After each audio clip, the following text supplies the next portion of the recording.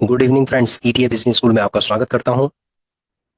Friends, episode number 42 में हम ये समझेंगे कि ये कौन से ईटीएफ हैं जिसके अंदर निवेश की बहुत बड़ी अच्छी अपॉर्चुनिटीज हैं और प्रॉफिट हमेशा बनेगा लॉन्ग टर्म में। ये हम पहले से ही बोलते हुए आ रहे हैं कि प्रॉफिट लॉन्ग टर्म में बनता ही बनता है। ठीक है, अब ये कौन से ईटीएफ हैं जिनके अंदर बहुत ज़बरदस्त अपॉर्चुनिटीज़ है। यदि आज आप इन ईटीएफ के अंदर अगर थोड़ा थोड़ा करके इन्वेस्टमेंट करना स्टार्ट करते हैं तो लॉन्ग टर्म में, मैं कहता हूँ मिड टर्म में ही प्रॉफिट दिखना स्टार्ट हो जाएगा। तो फ्रेंड्स, ऐसा होता है कि ईटीएफ के अंदर जब आप निवेश करते हैं ना तो प्रॉफिट दिखना स्टार्ट हो जाता है। ठीक है, जब जब आप थोड़ा थोड़ा करके इन्वेस्टमेंट करते हैं तो आपको प्रॉफिट दिखना स्टार्ट हो जाता है।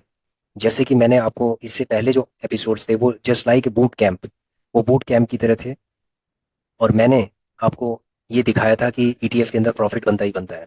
उसमें मैंने आपको पोर्टफोलियो भी दिखाया था और मैंने आपको प्रॉफिट में किस तरीके से एग्जिट करते हैं वो भी मैंने आपको दिखाया था। और धीरे धीरे करके किस तरीके से इन्वेस्टमेंट करते हैं वो भी मैंने आपको दिखाया था। तो फ्रेंड्स, ऐसा है, आज हम ये समझेंगे कि कौन से ऐसे ईटीएफ हैं जिसके अंदर निवेश की बहुत अच्छी संभावनाएं, मतलब अच्छी अपॉर्चुनिटीज़ हैं। ठीक है, उसमें ये संभावनाएं हैं कि अगर हम इन्वेस्टमेंट करते हैं तो ये समझ लो कि आने वाले टाइम में हमें प्रॉफिट बनेगा ही बनेगा। ठीक है फ्रेंड्स, तो सबसे पहले हम गूगल शीट में चलते हैं।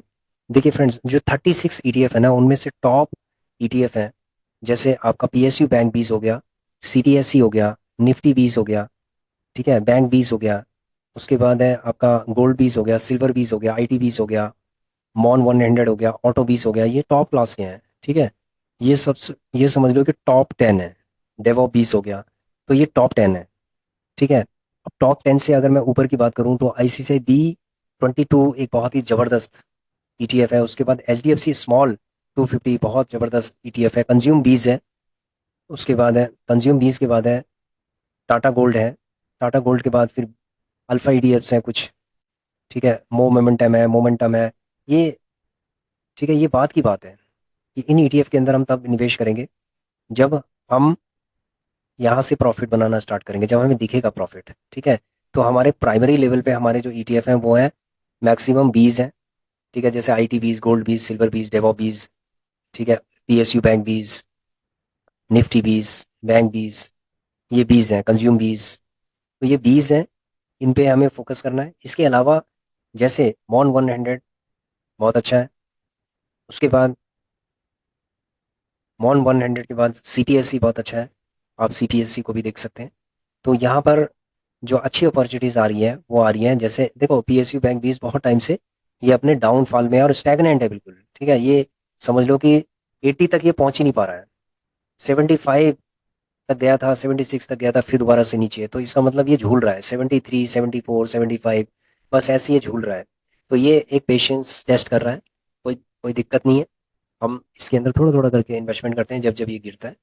ठीक है, उसके बाद हमने सीपीएससी के अंदर इन्वेस्टमेंट के लिए प्लान किया है, बैंक 20 के लिए किया है, निफ्टी 20 के लिए किया है। तो इन जो टॉप 10 ईटीएफ हैं इनके अंदर ही हमें प्लान करना चाहिए इस सिचुएशन के अंदर, क्योंकि हमारे पास लिमिटेड फंड होता है। लिमिटेड फंड के अंदर हम किस ईटीएफ के अंदर निवेश करें, किस ईटीएफ के अंदर करें, जो टॉप क्लास के ईटीएफ हैं हमें सबसे पहले हमारी प्रायोरिटी वो होनी चाहिए। ठीक है फ्रेंड्स, जैसे फॉर एग्जांपल मैं आपको दिखाता हूँ। अगर आप पोर्टफोलियो देखेंगे तो होल्डिंग्स हमारी 33 की है, लेकिन इसमें जो टॉप 10 है वो कौन कौन से हैं।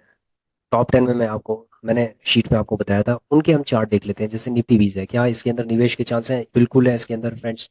ये देखिए, ये 45 के आसपास है, तो यहाँ पर बहुत अच्छे निवेश के चांस हैं। अगर आप इसको थोड़ा थोड़ा करके लेना स्टार्ट करते हो तो इसका जो टारगेट है, ठीक है, इसका जो टारगेट है बहुत, मतलब अर्ली टारगेट है इसका 290, यानी कि 280। ये 10 रुपये आपको दे सकता है। अगर मान लीजिए किसी ने 200 क्वांटिटी भी ले ली है तो अगर 10 रुपये ये ऊपर चला जाता है तो आप ये लगा लीजिए कि 200,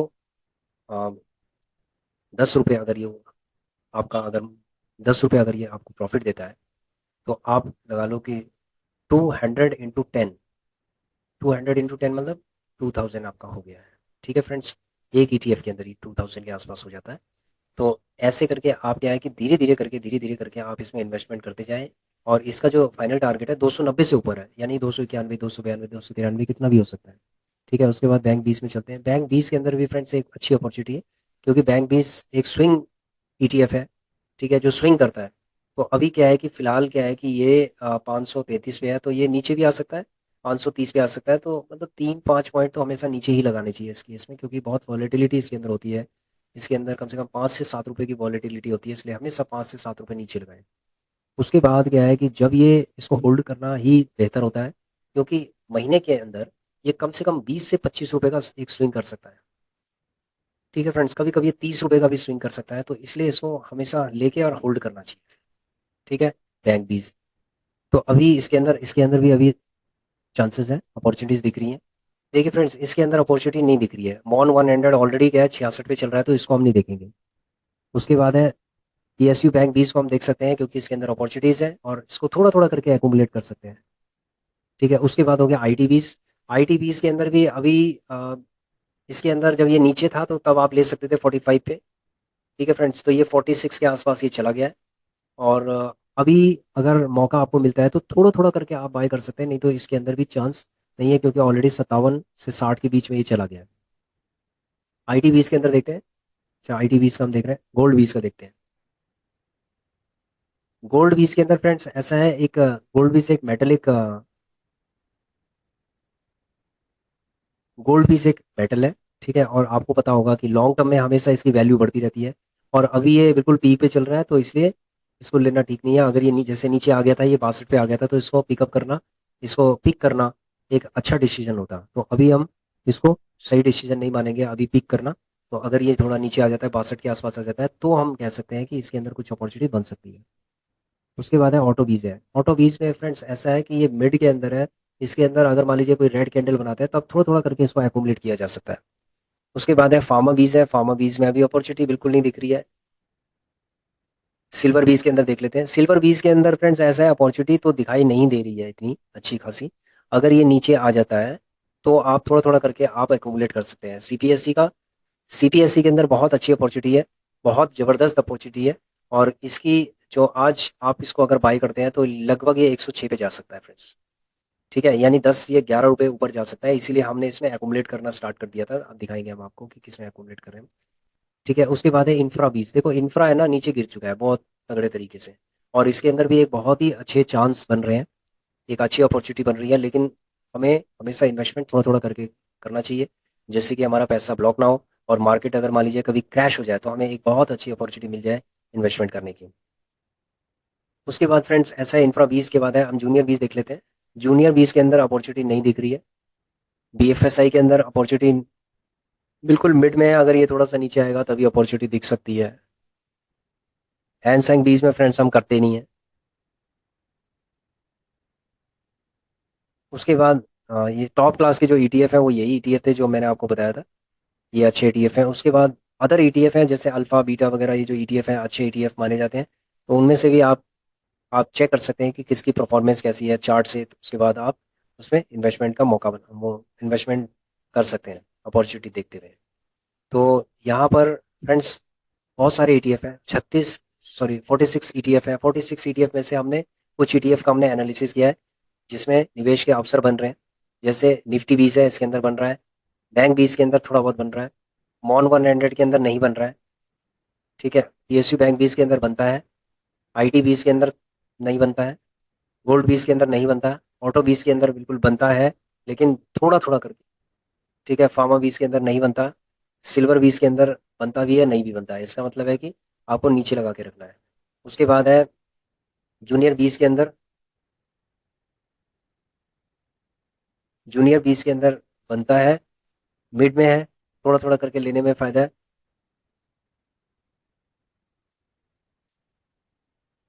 तो इस तरीके से सीपीएससी है, सीपीएससी में बिल्कुल चांस बन रहा है।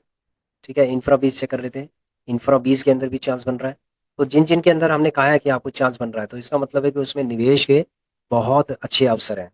ठीक है फ्रेंड्स, और हमेशा ईटीएफ वही चुनना चाहिए जो टॉप क्लास के ईटीएफ होते हैं। कभी भी आड़े तिरछे पैनी स्टॉक वाले ईटीएफ नहीं लेने चाहिए, क्योंकि उनमें हो सकता है लिक्विडिटी ना हो। आपने उनको ले लिए तो वो आपके पास फंसे रहेंगे, आप उसको सेल नहीं कर पाएंगे। तो इसीलिए फ्रेंड्स ऐसा है कि ईटीएफ को चूज करने से पहले हमेशा आप देखिए कि इसके अंदर वॉलीटिलिटी कितनी है, इसका वॉल्यूम कितना है, ये सब चीज़ें आपको देखनी चाहिए।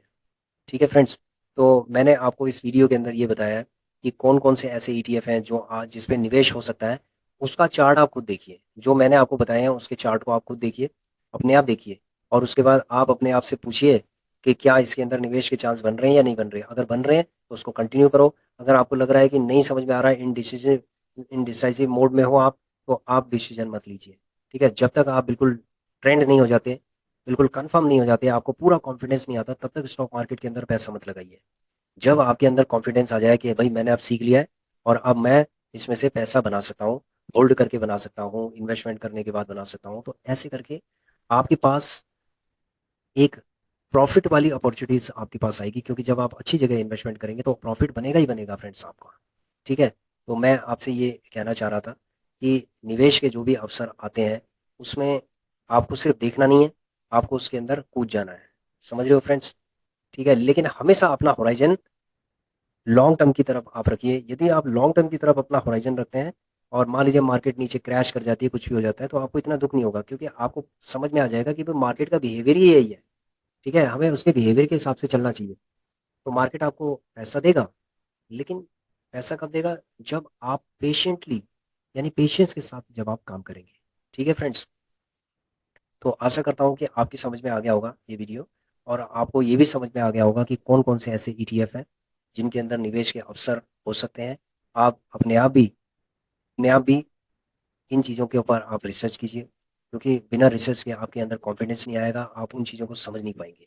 तो इसलिए फ्रेंड्स ऐसा है कि ईटीएफ के लिए हमने जो वीडियोस बनाए हैं, आप एपिसोड 1 से स्टार्ट कीजिए और सारे वीडियोस आप देखिए, और उसके बाद देखिए कि आपको क्या क्या लर्निंग हो रही है इन वीडियोस के अंदर। ठीक है फ्रेंड्स, तो आशा करता हूँ कि आपकी समझ में आ गया होगा। और दो डीमेट अकाउंट के अंदर जो हम कर रहे हैं, एक के अंदर हमने पहले से स्टार्ट कर दिया, जैसे इसके अंदर हमने ऑलरेडी स्टार्ट कर दिया है। तो स्टार्ट करने के बाद ये आप देख लीजिए, ये स्टार्ट हो चुका है। ठीक है, कितने ईटीएफ है? 33 ईटीएफ है। अब उसके बाद क्या है कि मार्केट अगर और नीचे जाती है तो हम देखेंगे कि कौन सा ईटीएफ माइनस हो रहा है, उसके बाद हम दूसरे डीमेट अकाउंट के अंदर लेना स्टार्ट कर देंगे। ठीक है, तो हमारे दो डीमेट अकाउंट होंगे जिसके अंदर हम काम करना चाहेंगे, और दो दो डीमेट अकाउंट के बाद हम तीसरे डीमेट अकाउंट में तभी जम करेंगे जब हमारे पास एज पर प्लान, जब हमारे पास फंड हो जाए, और जो री इन्वेस्टमेंट हम कर रहे हैं या इन्वेस्टमेंट हम कर रहे हैं, वहाँ से भी हमें, जो इन्वेस्टमेंट हम कर रहे हैं और इन्वेस्टमेंट करने के बाद जो प्रॉफिट हमारा निकल रहा है, उस प्रॉफिट को हम क्या कर रहे हैं? री इन्वेस्ट कर रहे हैं। तो री इन्वेस्ट करने के बाद फिर प्रॉफिट बनेगा, फिर हम री इन्वेस्ट करेंगे, फिर प्रॉफिट बनेगा, फिर उस प्रॉफिट को के साथ साथ हम जो कैपिटल है उसको भी री इन्वेस्ट करेंगे। तो इस तरीके से धीरे धीरे करके आपको कंपाउंडिंग दिखेगी। ठीक है फ्रेंड्स, कई लोगों का की क्वेरी है कंपाउंडिंग को लेके। तो कंपाउंडिंग की जो क्वेरी है ना, अगर सपोज हमने 4 महीने पहले स्टार्ट किया होगा इन्वेस्टमेंट करना, तो हम आपको कम से कम 2 महीने बाद या 3 महीने बाद हम आपसे डिस्कस कर सकते हैं कि कंपाउंडिंग कैसे हो रही है, क्या होती है कंपाउंडिंग। ठीक है, ये सब चीज़ें तब हम तभी डिस्कस करेंगे जब जब थोड़ा बहुत समय आगे जाता जाएगा और हम प्रॉफिट में होते जाएंगे। हम अपना थोड़ा थोड़ा करके, यानी बूंद बूंद से सागर भरेंगे हम अपना। ठीक है फ्रेंड्स, तो स्ट्रैटेजी हमारी वही है, और साइकोलॉजी हमारी वही है, और प्लानिंग हमारी वही है। ठीक है, एपिसोड नंबर 28 देखिए, रोड मैप हमारा वही है, उसी रोड मैप पे चल रहे हैं। तो इसीलिए आप देखिए कि रोड मैप किस तरीके से बनाया जाता है और कैसे हम उस रोड मैप में चलकर प्रॉफिट बनाते हैं। ठीक है फ्रेंड्स, आशा करता हूँ कि आपकी समझ में आ गया होगा, और आप फीडबैक जरूर दीजिए कि आपको जो एपिसोड्स हैं वो कैसे लगे, और हम अपना प्रॉफिट आपको दिखाते रहेंगे। देखिए फ्रेंड्स, ऐसा है कि हमने जो इन्वेस्टमेंट किया है ना, ये इसको हमने होल्ड किया हुआ है एक तरीके से। जब मार्केट नीचे जाती है ना, तो फिर हम उसमें और पैसा लगा देते हैं। हमें पता है कि ETF is a safest way. ठीक है, और हमने रिस्क मैनेजमेंट के लिए पूरा डाइवर्सिफाई किया है, यानी कि 33 ईटीएफ के अंदर हमने इन्वेस्टमेंट किया है। इसका मतलब आप समझते हैं कि हमने अपने रिस्क को पूरा मैनेज कर लिया। चलो एक ईटीएफ डूब भी जाता है, ठीक है, लेकिन हमारे पास 99% ईटीएफ है जो उसके लॉस को कवर कर सकते हैं। ठीक है फ्रेंड्स, तो और एक चीज़ और है, रिस्क मैनेजमेंट के लिए एक ईटीएफ में जो प्राइमरी ईटीएफ, यानी जो मेन जो टॉप क्लास के ईटीएफ को छोड़ के जो दूसरे ईटीएफ हैं, चाहे वो अल्फा बीटा गामा कुछ भी हो, फ्रेंड्स 30 to 40 थाउजेंड से ज़्यादा मत लगाइए मत लगाइए। अगर आपके टॉप क्लास के ईटीएफ हैं, जैसे गोल्ड बीज है, मैं कहता हूँ गोल्ड बीज में अगर आप एक सीआर भी लगा दोगे ना, कोई दिक्कत नहीं है। सिल्वर बीज में एक सीआर लगा दोगे, निफ्टी बीज के अंदर एक सीआर लगा दोगे, बैंक बीज के अंदर अगर एक सीआर भी लगा दोगे, तो कोई फर्क नहीं पड़ता। लेकिन जो दूसरे ईटीएफ है ना, अल्फा बीटा गामा जो भी ईटीएफ है, इसके अंदर आपको एक लिमिट सेट करनी पड़ेगी, क्योंकि इन इन ईटीएफ्स के अंदर रिस्क भी ज़्यादा होता है। ठीक है फ्रेंड्स, तो आप इस बात को आप समझ लीजिए कि इन ईटीएफ्स के अंदर रिस्क ज़्यादा होता है, इसीलिए आपको इन चीज़ों को थोड़ा बाइफरकेट करना पड़ेगा। ठीक है, तो यहाँ पर मैं अपने एपिसोड का, लर्निंग एपिसोड का समापन करता हूँ, और मिलते हैं अब अगले एपिसोड में। धन्यवाद। Thanks for watching our video. Please share, subscribe and like our channel. Thank you. Thank you.